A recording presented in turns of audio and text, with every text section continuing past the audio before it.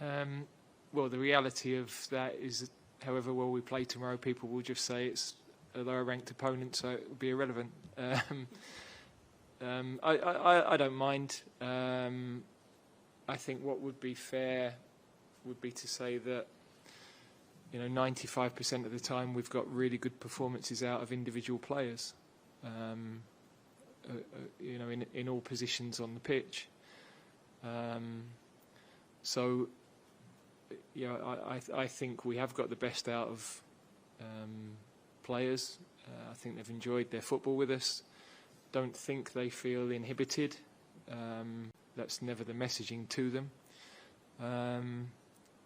So, look, people are going to have opinions. I'm probably tired of trying to fight that. In the end, it will be what it is. So I'll just let our results and performances speak for themselves. You're never going to please everybody. So the best way as a football manager is keep winning matches, frankly. And Trent, to your left. Well, yes. I mean, I would do that personally rather than with respect through you. But no, he's a good player. He was very good with our under-21s last year. He's very close, I have to say. I like his attitude. I like the way he works so hard for the team. Of course, I'm sure he was hoping to get a call at this moment, but there are good players playing well in that position on the field. But I think, like a couple of others, they've always got to think a little bit further ahead as to opportunities that can come up. And I think for somebody like Anthony, that's eminently possible with us. Good man, thank you. Trent, to keep the levels high. Well, firstly, we need to win games. So not only to make sure that we're one of the top seeds next summer, but with England you always have to win matches. But then the bigger message is just around our standards every day on the training pitch. If we're to be a top team, and I think we have been consistently for quite a while, then that stems from everything you do every day, the things that nobody else sees, because we've not... Well, we do have cameras watching us all the time, actually, in our own thing, but not externally. And you've got to have good habits every day, and there's never a day off if you're a top player. You've got to have those standards about your life all the time, not just while you're training, but when you're away from training as well.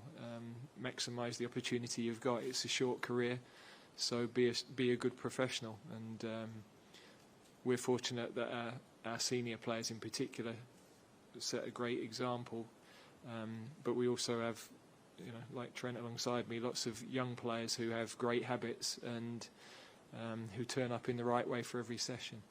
Thank you. And grown in his career. Well, he's always been a super player. The hard part has been in the position he plays at his club. We've got a lot of very good players, and the balance of our team has been different to the balance at his club. So what I've always felt, having even seen him with England in the junior teams, is that his technical ability is something that would translate into midfield. Of course, when we tried it before, he wasn't doing that regularly at his club, so that was a little bit more difficult to get the right sort of transition into the match. Now he is in those areas more regularly at Liverpool, and so that means it's less unusual when he's receiving in those tight areas. As Trent just said, he's still learning some of that positionally, but so are some of our midfield players, really. We know that his technical ability on the ball and his vision to see passes and then his quality to play passes is different to anybody we have in that area of the pitch. So that's what excites me about it. That's the conversation we had sort of 6 months ago about trying to play in that position.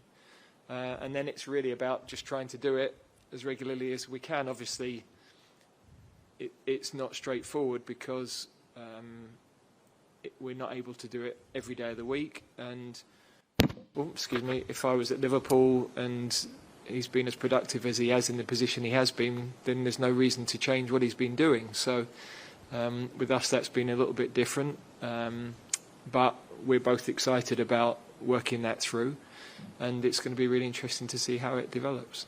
I'm only allowed 3 questions. Yeah, I think, well, firstly, yes. I mean, he hasn't actually missed any training with us. He trained on Wednesday. We weren't able to train as a team on Tuesday. We had that many players who'd had tough games Sunday, still recovering, little injury issues, so we did minimal amount on Tuesday. So he's basically trained as much as everybody else.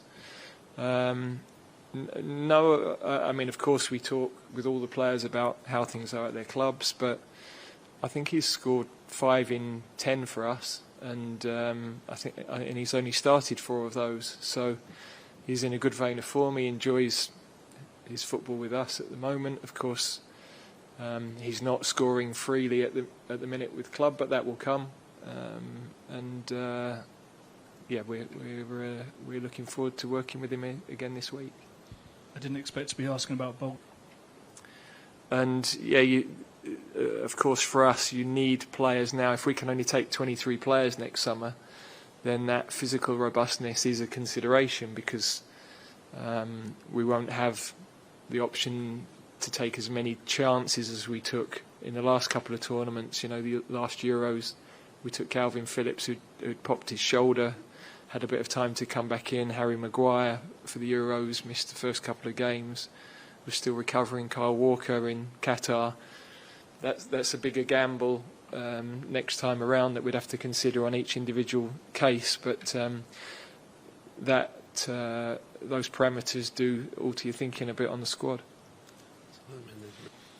Yeah, I mean, a big part of what we've wanted to do with our players is to talk about our identity as a team, and part of that is knowing the history of our team and having an understanding of how special some of the players that have been England internationals before are. And we've had the chance to do that this week. We showed some footage of Sir Bobby to the players the first day we arrived. A reminder that, of course, even a Liverpool man, given Sir Bobby's performances with England, can relate to his importance for English football, and you can have a fabulous club career and an international career, and at times those things can come into conflict, because club managers, of course, have got to look after their own roles and responsibilities, and that can put players in difficult positions with all international teams, frankly. But your international team will always be there as well, and if you can win something with your international team, it's probably bigger than anything else you're going to experience. So there were lots of messages within that for all of the players, but most importantly, an incredible player, an incredible man. I thought the occasion on Monday was brilliantly handled by everybody at the Cathedral and by Manchester United. We wanted to go because we think we wanted England to be represented.